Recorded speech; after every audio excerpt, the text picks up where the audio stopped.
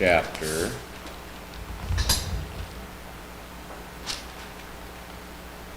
Chapter 29 and verse 31, and we'll read into chapters.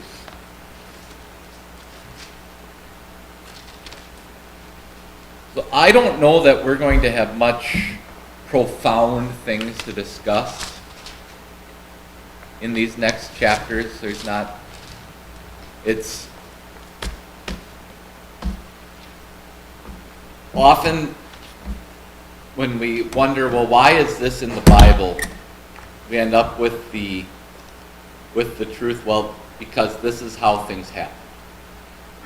And so it's not telling us that this is what we should do, or it's not telling us it's not telling us that, or what we shouldn't do, although this would be an example of things not to do.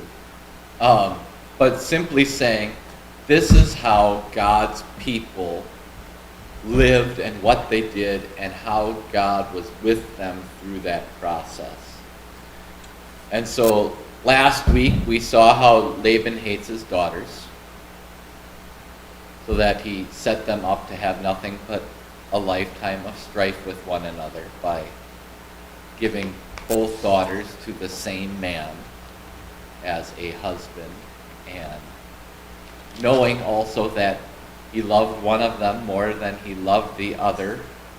And whether you want to say Leah had bad eyes or that her eyes were her only refined feature, Jacob was not attracted to her, did not love her in the same way, and yet now he was married to her as well as to Rachel, and he was working for his second term of 7 years, so that would make it 14 years in total.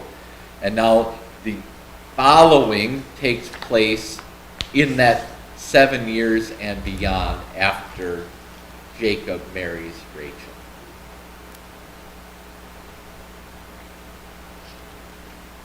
So the Lord saw that Leah was not loved, and he allowed her to conceive, but Rachel had no children.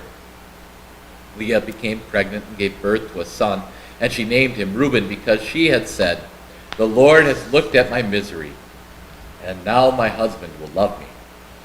She conceived again and gave birth to a son and said, "Because the Lord has heard that I am hated, he has given me this son also." So she named him Simeon. She conceived again and gave birth to a son.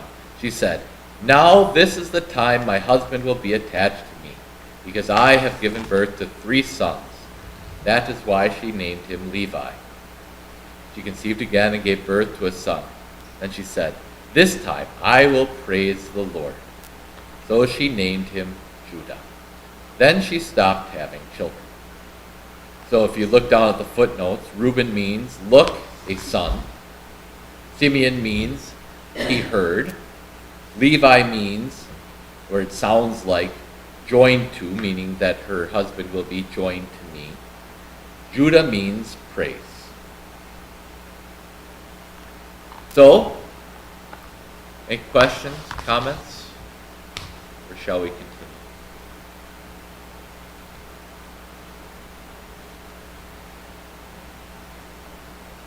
When Rachel saw that she was bearing no children for Jacob, Rachel was jealous of her sister. She said to Jacob, "Give me children or else I will die." Jacob's anger burned against Rachel, and he said, "Am I in the place of God, who has withheld from you fruit from your womb?" She said, "Here is my maid Bilhah. Go to her, that she may bear a child for me, and my family will be built up through her." So she gave her servant girl Bilhah to Jacob as a wife, and he went to her. Bilhah conceived, and she gave birth to a son for Jacob. Rachel said, "God has judged in my favor. He has heard my voice and given me a son." Therefore she named him Dan. Bilhah, Rachel's servant girl, conceived again and bore Jacob a second son. Rachel said, "I have had a desperate struggle with my sister, and I have won." So she named him Naphtali. When Leah saw that she was no longer bearing sons, she took her servant girl, Zilpah, and she gave her to Jacob as a wife. Zilpah, Leah's servant girl, bore Jacob a son. Leah said, "How fortunate!" So she named him Gad. Zilpah, Leah's servant girl bore a second son for Jacob. Leah said, I am blessed, for women will call me blessed. She named him Asher. At that time, when the wheat harvest, Reuben went out and found mandrakes in the field and brought them to his mother Leah. Then Rachel said to Leah, Please give me some of your son's mandrakes. She said to him, Isn't it bad enough that you have taken away my husband? Do you want to take away my son's mandrakes as well? Rachel said, We will sleep with you tonight for your son's mandrakes. When Jacob came in the field that evening, Leah went out to meet him and said, You must come to me, because I have hired you with my son's mandrakes. So he slept with her that night. God listened to Leah, and she conceived, and she bore Jacob a fifth son. Leah said, God has given me the wages I deserve, because I gave my servant girl to my husband. So she named him Issachar. Leah conceived again and bore a sixth son to Jacob. Leah said, God has given me great reward. Now my husband will treat me with honor, because I have borne 6 sons for him. She named him Zebulun. Afterward she gave birth to a daughter and named her Dinah. God remembered Rachel, and God listened to her and opened her womb. She conceived, bore a son, and said, God has taken away my disgrace. She named him Joseph, and said, May the Lord add another son. Now what questions do you have?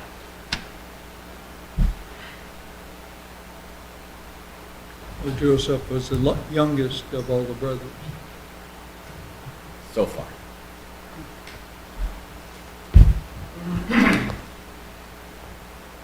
There's one more, and we don't hear about his birth, I believe, until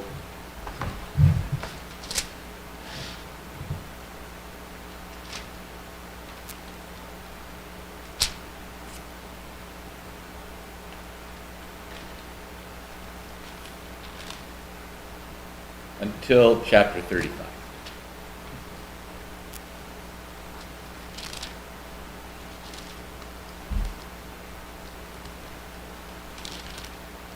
So only Benjamin is left.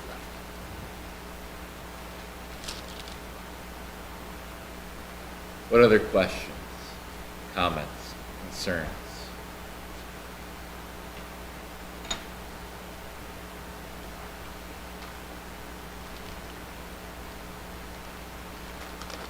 Did anything ever change from the relationship between Leah and Jacob before we saw? Each saying, well, now they'll do this and now they'll do that. It certainly doesn't appear so, does it?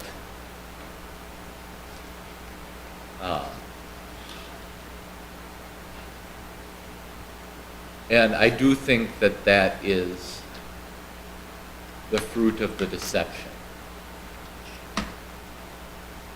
That Jacob never desired Leah. He never saw Leah as a gift. And nothing could make him change his heart on that. Versus in a situation where there was only one wife, and whether or not it was the woman that that man might choose for himself, he could teach himself to love her, because this is the one the Lord has given me. In this situation, the one that Jacob desired was also his wife, and so he couldn't look at Leah any other way than the wife he didn't want. At least that's how I read all of this. And that's not to say he ever failed to care for her or provide for her sons. He blesses Judah most of all of his 12 sons. Although he also gives Joseph a double portion of blessing, because he has 2 sons and he blesses both of them instead of blessing Joseph. So, there's weird quirks that happen there, but in general, I don't think Jacob ever warmed up to Leah.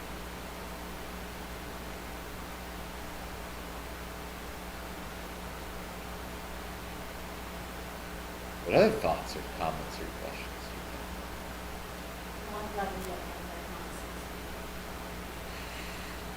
You'd like to think that, wouldn't you?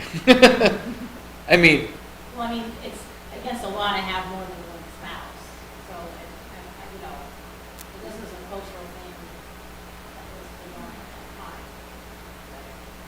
morning, Shauna. Hello, how are you doing? I'm doing well. How are you doing? Doing good. That's good. Morning, Shauna. Good morning, how are you doing? I don't know, as Leah, I would not want to go the rest of my life knowing that my husband hated me.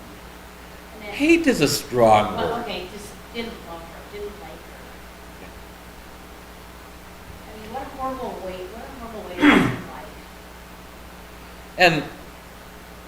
And that is why, in some ways, the Lord gave her relief through her sons. Because her sons love her like sons love a mother. And so she doesn't go through life loveless. But her husband doesn't love And given the choice, he would never go to her.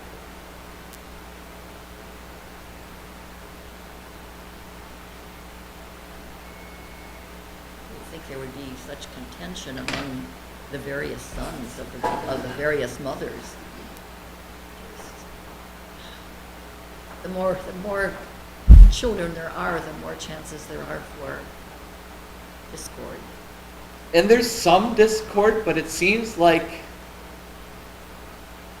only because Jacob wasn't a great father or an equal father.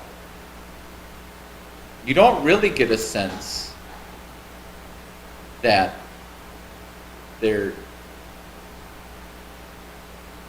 disunity among 10 of the sons. I'm thinking ahead to when they plot against Joseph. Yeah, I guess you're right. And it also doesn't seem that Jacob dislikes or treats poorly any of his sons, other than he favors Joseph most of all.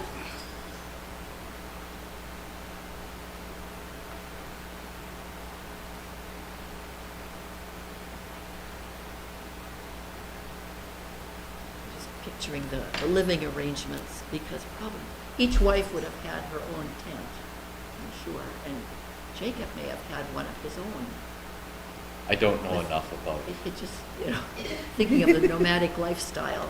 Well, so they lived in and around Haran. So I don't know if they had a house or if they were in tents. It seems more likely they would have lived in tents and traveled with the flocks as they worked for Laban. So Jacob and his family would travel around, which would be its own kind of hard life. I can handle a few weeks or a few days and on the move, and then I start getting antsy and I want to have a place to leave everything unpacked and to be my own. Waiting for 7 years and then have the switch done. I'm kind of wondering, did he see it coming? Didn't he have any idea that might have been coming like that? It doesn't appear so, because in that section the Bible says, that though it was 7 years, it seemed but a day. Such was Jacob's love for Rachel.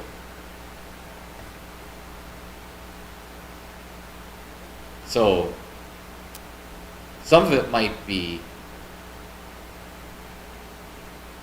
a little bit of pride infects Jacob in this too. This is before the age of chivalry, where men would go to war to win tokens and earn the princess, so to speak. Well, wouldn't he have some type of contact with Rachel and Leah? And he had contact with Laban all this time, but Only through Laban. So they would not have gone on dates and on walks along the riverside holding hands unsupervised. They wouldn't have been able to do any of those types of things. You were not alone with a person of the opposite sex who is not your spouse. Period. Because a woman who was no longer a virgin had no value anymore, and she would be her father's burden to carry the rest of his life. That's why when the Lord wrote in the law that if a man takes a woman, she is now going to be his wife. That is actually to protect the woman from being discarded. We see it as, oh, that's horrible that God would make a woman, if she is raped, go and live with her rapist. Well, when the alternative is, well, the man gets away with it and the woman is discarded as a burden for the rest of her life, adding the consequence that this woman will now be the man's legal wife and have legal rights to all that is his, is actually a loving thing on God's part.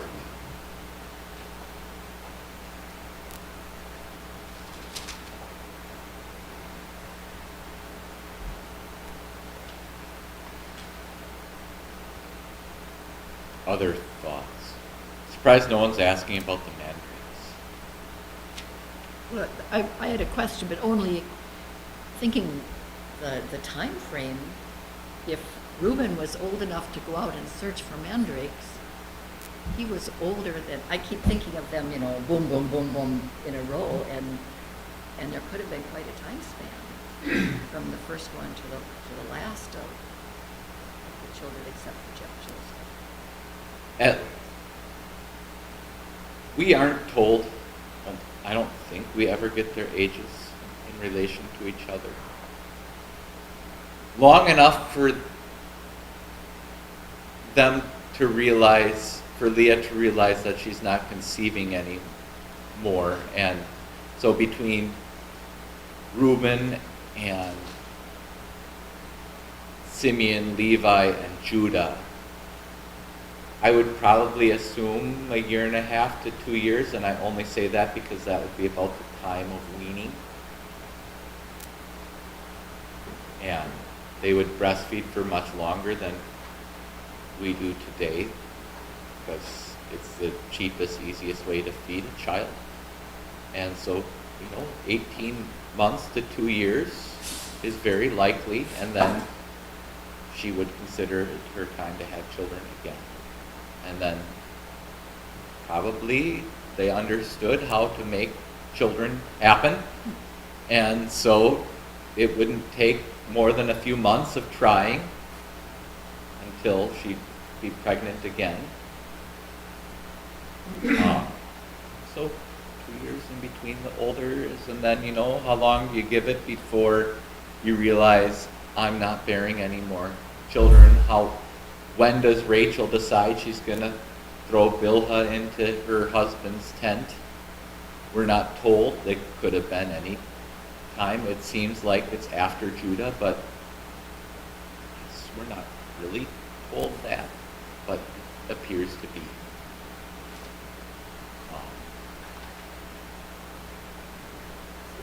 The servant girls are given to Jacob.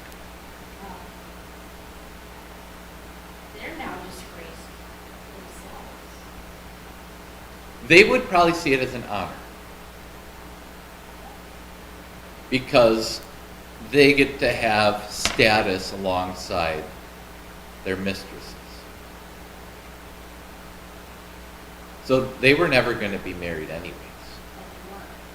Likely not. Or if they were, it would be to another servant in the household.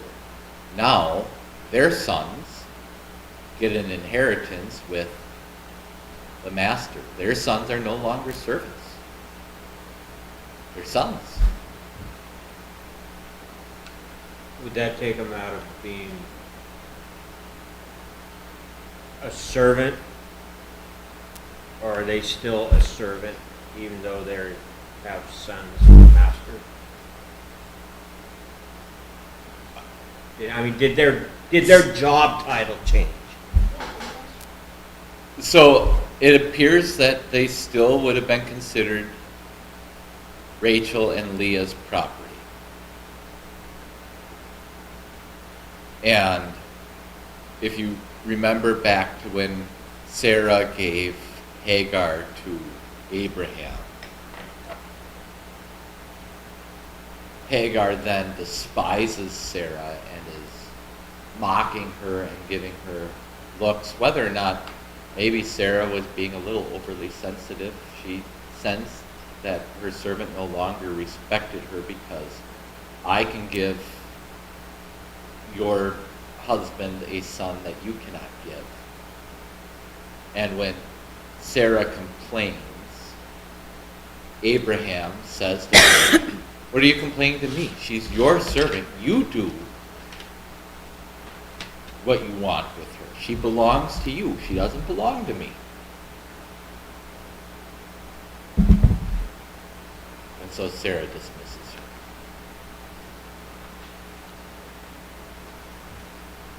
Well, the mandrakes says something about roots that were superstitiously thought to induce pregnancy when eaten. They were also aphrodisiac.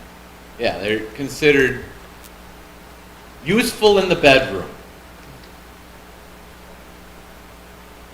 Whether they actually have medicinal properties or not, it's hard to say.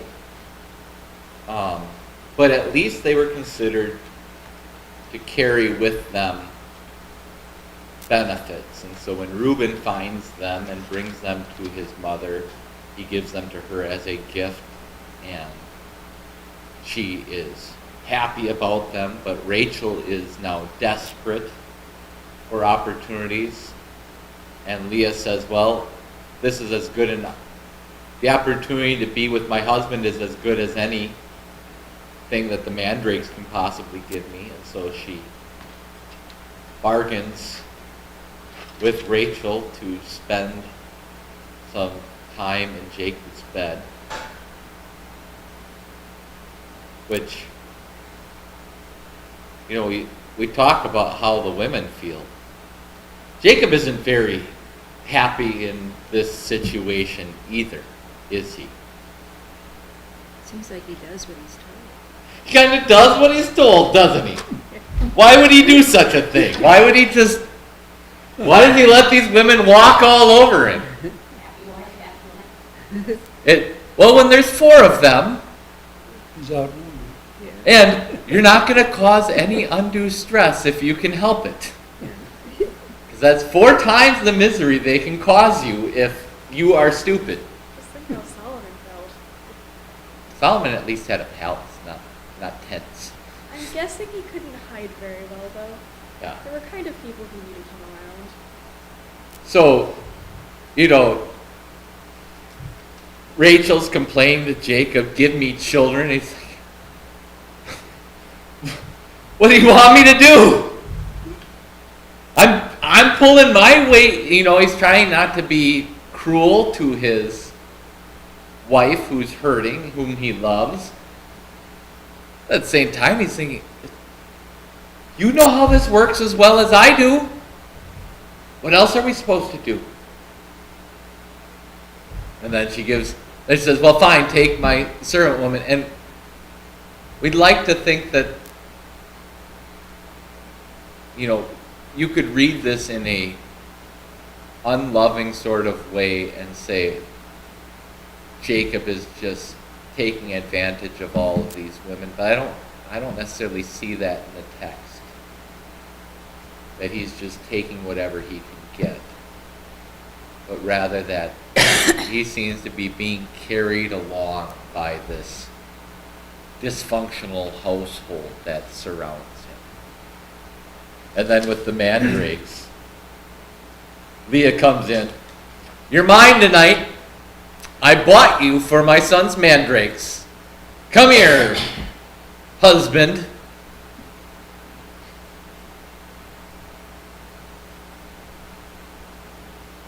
And it leads to another son, but at the same time, it's not necessarily the relationship that anybody wants. Well, so having sons was considered a blessing, but you'd have to split the inheritance among each son that came, so eventually wouldn't you want to not have so many sons? Well, a few things. One, one son always got a majority, the share of the firstborn. And the other sons, if their father was wealthy enough to have an inheritance to worry about, they would be good matches for a trade or for some other activity that they could then make themselves useful. And sons were always just helpful in a world without technology to make life easy. But you'd also have to feed them and water for them too. But eventually they start doing that on their own. Does Dinah get any inheritance or is it only his son? Dinah does not get an inheritance. We get Dinah's story in a little bit. It's not a pleasant one.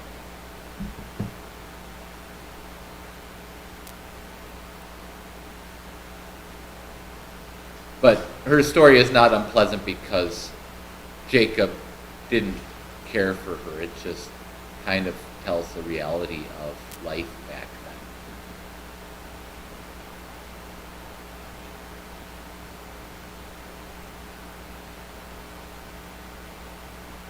Other questions, comments?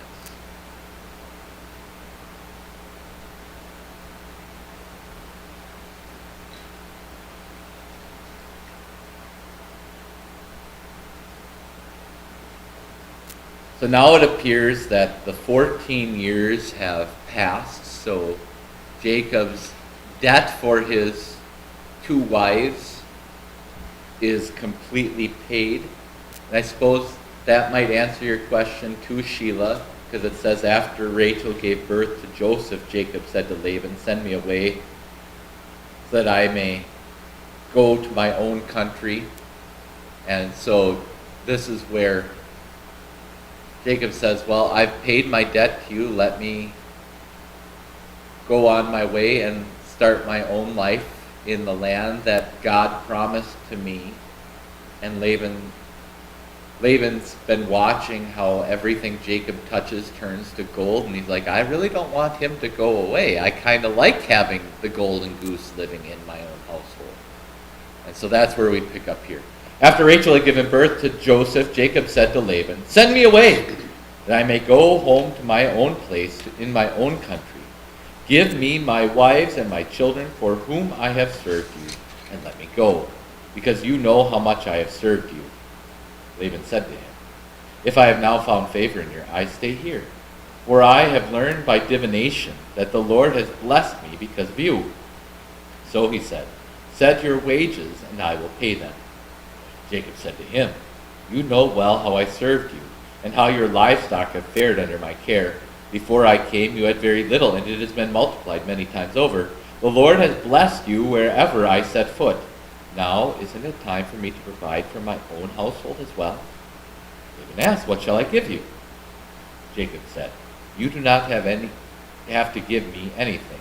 But if you will do this one thing for me, I will continue to take your flock to pasture and watch over it. I will pass through all your flocks today and take out all the speckled and spotted sheep, every dark brown sheep from among the lambs, and the spotted and speckled goats. These will be my wages. This is how I will be able to prove my honesty. Whenever you demand an accounting of my wages, any goats that are not spotted or speckled and any lambs that are not dark brown that are found within me will be treated as stolen." Laban said, "Very well. We will do what you have said." That day Laban removed all the male goats that were streaked and spotted and all the female goats that were speckled and spotted, every one that had any white on it, and all the dark all the dark brown sheep and handed them over to his sons. Then he separated himself from Jacob by 3 days' journey, and Jacob pastured the rest of Laban's flocks. Jacob took fresh branches from the poplar and almond and plane trees. He peeled strips on them so that the white inside branches was visible. He put the branches that he had peeled into the gutters of the watering troughs where the flocks came to drink, so the flocks would see them. They conceived when they came to drink. The flocks conceived in front of the branches, and the flocks produced streaked, speckled, and spotted animals. Jacob separated the lambs, and he made the flocks face towards the streaked animals and all the black animals of the flocks of Laban. He kept his own herd separate. He did not put them in Laban's flock. Whenever the stronger animals in the flock were in heat, Jacob laid the branches in the gutters where the flocks could see them, so that they would conceive while looking at the branches. But when the weak animals in the flock were in heat, he did not put the branches in, so the weaker animals were Laban's, and the stronger were Jacob's. The man became much wealthier and had large flocks, female servants, male servants, and camels and donkeys. We'll pause there. Now what questions do you have? First, let's set the scene. So they're going to argue over wages. And Jacob says, I will take all of the speckled and spotted and any dark brown sheep, and I will take them, and you can have all of the white sheep.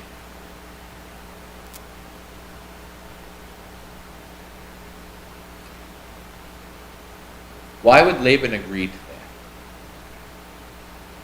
The white sheep were more valuable. Yeah, why?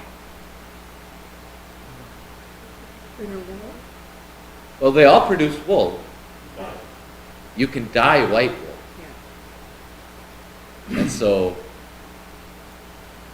even today, white sheep are worth more than all the other colors of sheep, because if you have black or brown or speckled wool, the only colors you can get out of it are black or brown or speckled.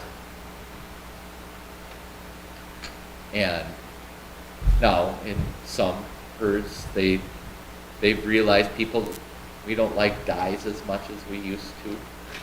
And so now the darker color, the more interesting colored sheep can become more valuable today than they used to be, because you can have natural colored clothing without dyeing. But in general, white sheep were more valuable because they could be any color you wanted them to be. And they wanted pure brown goats. So,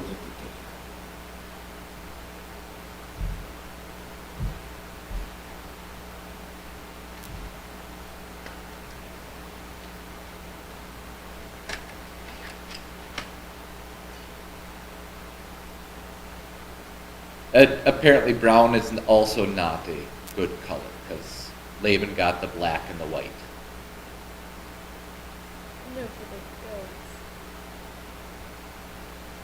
goats. I lose track of all the different colors of sheep. But why would you want them, like with goats? I suppose you use their hair for something, probably not for clothing. So, you should picture long-haired goats, that it would be Okay, so for it's still clothes. good. Yes. As well as for milk.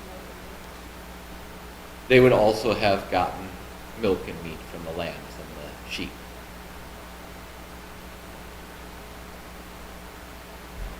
As livestock, they were extremely valuable. So Jacob separates out his wages, and then Laban trusts him with all of his flocks. And what does Jacob do? Manipulates them How so? with the branches, the strip branches are put in the water, and then it attracts so that they mate near the trough. Is that it? It seemed, I've never read a good explanation for why stripping the bark off of the poplar trees ever would make a difference to how the animals would breed. What's a plane tree? I have no It's, Without we have a branches plane on it? tree. Oh. It's- Ours is a sycamore plane, the big one in our, just a big tree. But this was probably a superstition that started because somebody had done something with these branches and they had the sheep they wanted. Why do football fans always wear Red socks or, it's a superstition that starts because one time there was a coincidence. Oh, God. It, I mean, it could be that the color would attract the sheep, and then the stronger sheep would push their way to the front to be near these different colors, and so that it would encourage the strong sheep to go towards these, or maybe it flavored things. So it would make the water more attractive, or, and then if it was away, sheep and goats will chew on anything, and so if you remove the bark, maybe they like to chew on it, and so the strong would go and they'd chew on the bark and away from the water, and the weak would, however it worked, it was a way that Jacob could diversify his flock at the expense of Laban's sheep. Somehow I don't feel bad for Laban. I don't know that we're meant to feel bad for Laban in any of this. Go ahead, Joel. Okay, so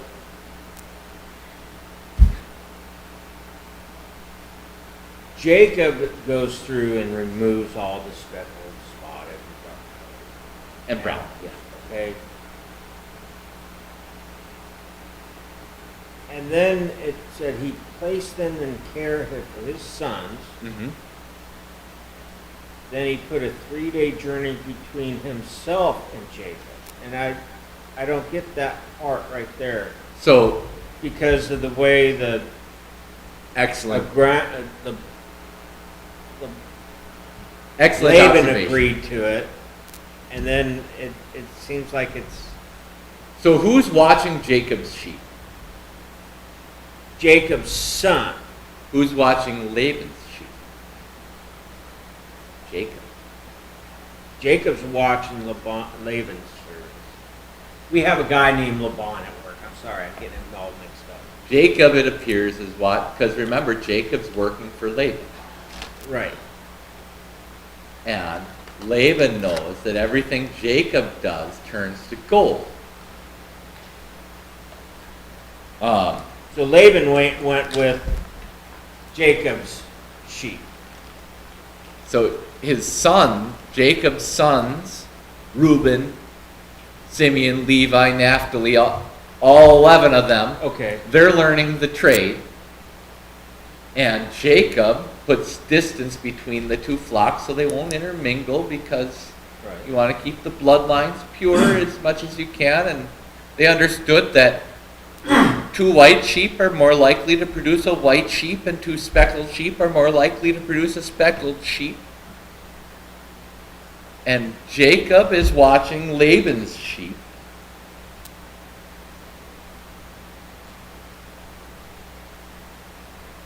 Laban's getting all the white sheep. And Laban's getting all the white sheep. And then, there's not that many water sources. And so where are the flocks going to mingle? But at the water.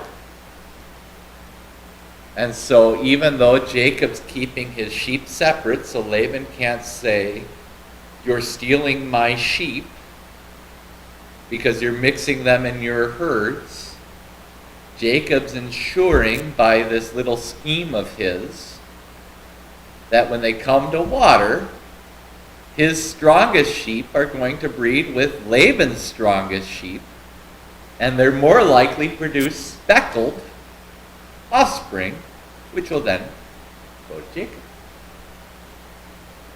Or he just increases his flocks. With all the good ones. He doesn't want any of those weaklings or the ones with bad hair or anything. He wants nothing but the strong ones. And so when the weak sheep are there, he's like, oh, those, they can have at it over there. They can, Laban's, those will be Laban's. We'll make sure those are white ones. What I don't understand is the white ones are good ones. But they weren't strong. In they health. could die, they could have In- bad fur. So they were more, their wool was more valuable. But a strong animal is always more valuable than a weak one. The only worth is the wool, not the strength. But it might And the wool die, is get white. sick. So, You can have a weak white one better than a strong speckled. The strong speckle will survive better. and pass on and increase in numbers. And so Jacob is choosing those that will be most likely to reproduce and produce strong offspring and be able to survive the ups and downs of the heat. And an unhealthy animal, even the wool suffers then. It doesn't grow as well as it should have. So, all the best ones are his. Other thoughts or questions?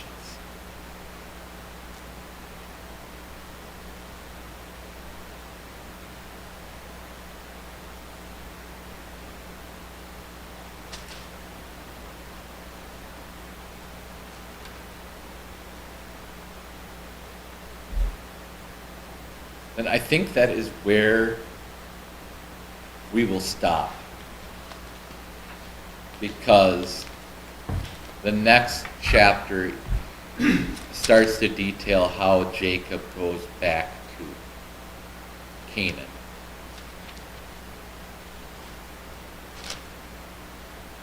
Was he up almost to Babylon? Up there, So there's the Euphrates and the, So I'm going to use my hands to make a map. So here's the Mediterranean Sea. Here's the Sea of Galilee and the Dead Sea, and down here's Egypt. Here, as you go up in the mountains of what is present-day Turkey, the rivers come out of those mountains and they flow all the way into the Persian Gulf. They connect about Kuwait. And Haran is on the Euphrates River area, which is the southern and the western river in that area. And it's way up in the north. So maybe present-day Kurdistan, which isn't actually a country, or in the region of Turkey, that kind of area, versus which is down in southern Iraq, we think. At least that's where Abraham's toilet is. I have a picture of Abraham's toilet somewhere. Because of course we found a house and it had a toilet, so it had to be Abraham's toilet. Who else could it be?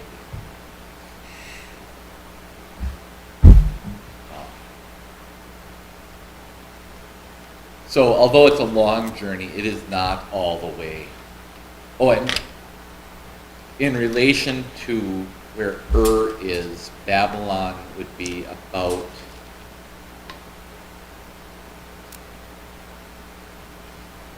90 miles north of where is. not really that far. And Nineveh, the rival city, the city of the Assyrians, was on the Tigris River. And I believe even further north. That I'd have to look at an atlas. I haven't been there, so I don't know. I've been to that.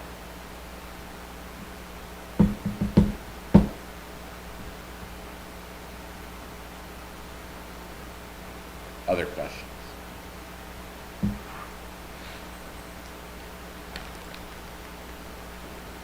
If not, time for me to figure out how to get the church service started.